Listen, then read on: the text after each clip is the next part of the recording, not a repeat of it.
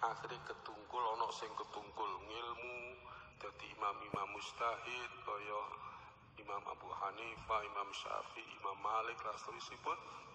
Ono sing ketunggung ibadah kaya Hasan Basri, Fudail bin Iyad dan seterusnya. Kelompok imat niki nggih terus tang mawon nggih. Kelompok imat niki anute tenggene Sukri Murad. Sukri Murad niki nggih napa nggih bangsa Wahabi duka napa pokoke anti benci dhateng habaib. Niki alhamdulillah bareng dikne napa andalane kok wong dikne napa cekelane pertama niku Sukri Murad kok gayane tesis ilmiah ngangge Sajarah Mubarakah nggih. Padahal Sajarah Mubarakah niki napa diragukan itu karangannya Imam Fakhruddin Ar-Razi yang tidak menyebut Ubaidillah niku diragukan lho. Dekne cirine apa asline ngikuti Wahabi anti habaib kok nganggo kitabe Syiah. Kitab sing napa diladeni Syiah, dikhidmati kali Syiah. Yang diragukan kalau itu karangannya Fakhruddin Ar-Razi, mungkin itu karangannya orang Syiah yang dinisbatkan saja kepada Fakhruddin Ar-Razi. Para ingkang kawula mulyakaken, walhasil niki kathah fitnah niki mulakno zaman tabi'in niki kathah sing ketungkul para tabi'in, afadhil tabi'in niki nggih ahli sunnah nggih seneng Sayyidina Ali, nggih seneng Hasan Husain, tapi krono kuwatir ditarik rono rene akhirnya ketungkul ana sing ketungkul ngilmu dadi imam-imam mujtahid kaya Imam Abu Hanifah, Imam Syafi'i, Imam Malik lan seterusipun. Ono sing ketunggung ibadah kaya Hasan Basri, Fudail bin Iyad dan seterusnya. Kelompok imat niki nggih terus tang mawon nggih. Kelompok imat niki anute tenggene Sukri Murad. Sukri Murad niki nggih napa nggih bangsa Wahabi duka napa pokoke anti benci dhateng habaib. Niki alhamdulillah bareng dikne napa andalane kok wong dikne napa cekelane pertama niku Sukri Murad kok gayane tesis ilmiah ngangge Sajarah Mubarakah nggih. Padahal Sajarah Mubarakah niki napa diragukan itu karangannya Imam Fakhruddin Ar-Razi yang tidak menyebut Ubaidillah niku diragukan lho. Dekne cirine apa asline ngikuti Wahabi anti habaib kok nganggo kitabe Syiah. Kitab sing napa diladeni Syiah, dikhidmati kali Syiah. Yang diragukan kalau itu karangannya Fakhruddin Ar-Razi, mungkin itu karangannya orang Syiah yang dinisbatkan saja kepada Fakhruddin Ar-Razi. Para ingkang kawula mulyakaken, walhasil niki kathah fitnah niki mulakno zaman tabi'in niki kathah sing ketungkul para tabi'in, afadhil tabi'in niki nggih ahli sunnah, nggih seneng Sayyidina Ali, nggih seneng Hasan Husain, tapi saya ini bodoh sekali kita. Pelongo-pelongo. Hah? Apa? Tidak tahu apa-apa. Mengenai putusan MK, silahkan ditanyakan ke Mahkamah Konstitusi. Fir'aun, Sontoloyo. tolol. Saya nggak tahu obligasi apa, untuk apa nggak ngerti, saya belum ngerti itu. Ya enggak apa-apa. Sebagai pribadi saya menerima saja. Hutang. Yang paling penting menurut saya, hutang pinjaman itu harus dipakai untuk hal-hal yang produktif. Bapak dibilang capres setengah dewa. Dalam judul perbincangan kami malam hari ini, kami menyertakan dua kata, dagelan ransomware. Karena memang jujur saja, untuk masyarakat awam termasuk kami ini, kami menilai apa yang terjadi ini terlalu aneh. terlalu janggal dan juga terlalu membingungkan. Bagaimana bisa sebuah geng hacker Brand Cypher yang kabarnya ini kemudian menghack data-data di Pusat Data Nasional dengan ini sistem yang begitu tinggi, Lockbit 3.0, dan juga kabarnya ini bukan satu-satunya negara yang diserang, tapi ada juga negara-negara lainnya dengan begitu mudahnya kemudian berniat untuk bisa memberikan kunci enkripsi pada hari Rabu esok. Padahal juga sebelumnya ia meminta uang tembusan yang begitu besar senilai lebih kurang 131 miliar rupiah, tapi kemudian berubah berganti menjadi donasi secukupnya. Ada apa ini? Di samping saya sudah ada narasumber, pakar IT beliau, kemudian juga pakar digital forensik yang tertawa mendengarkan penjelasan saya. Dan saya yakin mungkin sudah tertawa seharian ketika mendengarkan berita demi berita mengenai apa yang akan dilakukan oleh Brand Cypher ini. Karena kalau disebut sebagai sebuah hacker yang canggih, kok gini ya penyelesaiannya ya? Ini nanti kita akan bahas lebih lanjut. Saya ingin sekali mendengarkan, nanti kita dengarkan bersama juga. Apa pandangan dari Abah Abimanyu Wahyu Hidayat mengenai hal ini? Assalamualaikum warahmatullahi wabarakatuh. Selamat malam Abah.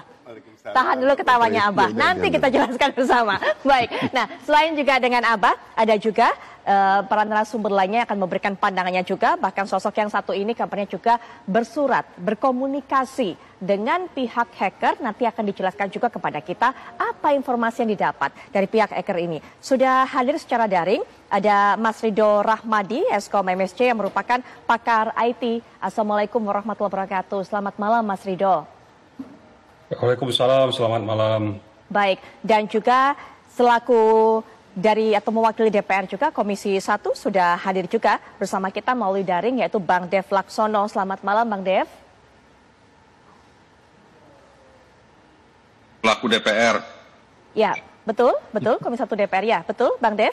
Selamat malam, bisa mendengar suara kami dengan jelas. Baik, betul. Baik, oke, baik. Suaranya keluar. Oke, kita akan terlebih dahulu mendengarkan sebenarnya sejauh ini komunikasi apa yang sudah dilakukan oleh Dr. Ing Ridho Rahmadi, Eskom MSC yang kabarnya sudah berkirim surat ataupun juga setidaknya menjalin komunikasi dengan pihak Brand Cypher ini. Silakan Mas Ridho. Terima kasih. Selamat malam, saya ucapkan untuk yang di studio dan menyaksikan. Jadi sebenarnya karena berangkat dari rasa penasaran, kemarin ya 1 Juli itu saya langsung berkirim pesan saja lewat email. Ya, itu ada alamatnya mereka publish. Kemudian ya sekitar 3-4 jam dibalas, ya itu juga cukup mengagetkan.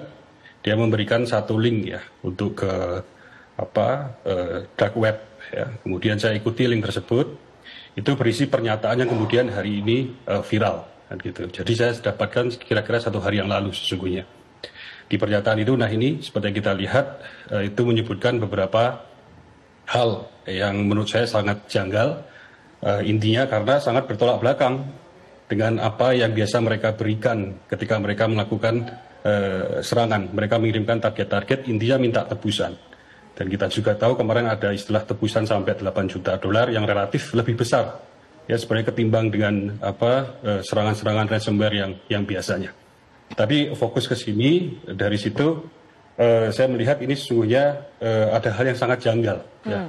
Kemudian yang tadinya meminta tebusan, sekarang malah memberikan secara cuma-cuma. Ini kan sangat janggal. Nah sejak awal saya termasuk yang tidak percaya. Ya ini serangan ini benar-benar pure. Jadi saya memberikan satu alternatif ataupun hipotesis bahwa ini adalah sesuatu yang dipesan. Jadi menurut saya ada beberapa hal yang terlibat, termasuk broker untuk membuka inisial akses ke dalam sistem PDN, kemudian masuklah Brand Cypher ini kemudian untuk menguji data dengan Lockbit 3.0 tadi. Nah kira-kira itu menjawab sejauh mana komunikasi saya tadi. Baik. Mas Ridho mungkin juga bisa dijelaskan kepada masyarakat, apalagi kami juga masyarakat awam, ini mungkin ini merupakan hal yang baru bagi masyarakat awam. Sehingga tadi ketika Mas Ridho mengatakan ada yang janggal bahwa kemudian memperkirakan atau menduga ini sepertinya ada pesanan. Kenapa kemudian berpikir seperti itu dan pesanan itu pesanan seperti apa sebenarnya Mas Ridho? Ya, jadi biasanya sekali dia mengumumkan, ya itu akan dilanjutkan gitu. Kemudian kedua tadi secara besaran itu tidak lumrah, ya relatif lebih besar. Jadi saya melihat ada lokal afiliator yang menjelaskan bahwa ini memang data pemerintahan Indonesia.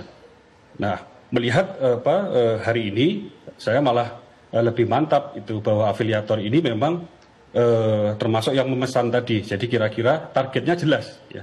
Jadi ketika mereka masuk sistem itu tidak lagi mereka-reka. Ini di mana ini ya? Ini di ternyata PDN Indonesia gitu. Tidak. Ini sudah ditargetkan. Nah, gitu. Oke. Nah kemudian dari yang saya lihat, kemudian skenarionya itu adalah meminta Brain Cipher ini untuk kemudian saya yakin mereka sudah dibayar, ya sudah ada bayaran lah, tebusan atau bayaran. Kemudian dengan syarat mengumumkan bahwa ini for free, ya kunci untuk decryptnya. Saya melihat kedua ini ada kemungkinan ya bahwa kunci yang diberikan itu tidak bisa membuka seluruhnya, ataupun memang ada sudah sebagian data yang dihilangkan gitu. Baik, Mas Ridho mengatakan 1 pesanan 2 lokal afiliator. Nah ini juga cukup membuat kami penasaran juga. Kalau memang ini dugaannya pesanan seperti yang Mas Ridho katakan, siapa yang diuntungkan dengan pesanan ini dan apa tujuannya memesan ini? Begitu Mas Ridho. Kemudian yang masalah lokal afiliator, apakah memang artinya yang memesan serangan ataupun juga hacking ini adalah pihak yang ada di dalam negeri sendiri atau mungkin pihak lokal yang punya kepentingan data dengan pusat data nasional? Begitu Mas Ridho? Ya, jadi tentu yang ingin datanya ini dihilangkan, jangan sampai ke publik kan, itu berbahaya bagi mereka. Nah, kemudian tadi untuk membuka jalur ke PDN tadi, dan kemarin sudah muncul di berita, ya itu ada dugaan, ya ada orang dalam. Ini yang saya mungkin kemarin sampaikan 3 hari yang lalu. Ya, ini ada menurut saya ada brokernya yang membuka pintu masuk, kemudian yang memesani tentu yang ingin data-data tertentu hilang. Ya. Nah, kemudian saya melihat juga, menurut saya ini high profile ya. Tadi saya sampaikan di video yang saya posting itu, ini mungkin kelompok elit gitu ya, punya kekuatan politik, punya kekuatan finansial, yang tidak melibatkan langsung Kemkominfo, ya, Telkom, BSSN secara lembaga. Sehingga kemarin kita lihat ketiga lembaga ini, ya, ketika di DPR itu saya amati betul 3 jam rapat kerja dengan DPR Komisi 1, ya, ada Mas Dev juga. Ini mereka seperti lempar tanggung jawab, ya, tidak mengerti, sangat kebingungan. Itu yang saya lihat, ini mereka tidak dilibatkan sesungguhnya. Jadi mereka memang masuk langsung ke posisi-posisi kunci secara teknis tadi. Baik, jika kemudian Mas Ridho tadi menduga akan atau ada pesanan kelompok elit ini yang ingin datanya dihapus, apakah kemudian juga ada dugaan atau bisa memprediksi Mas Ridho data mana atau data apa yang sebenarnya ingin dihapus?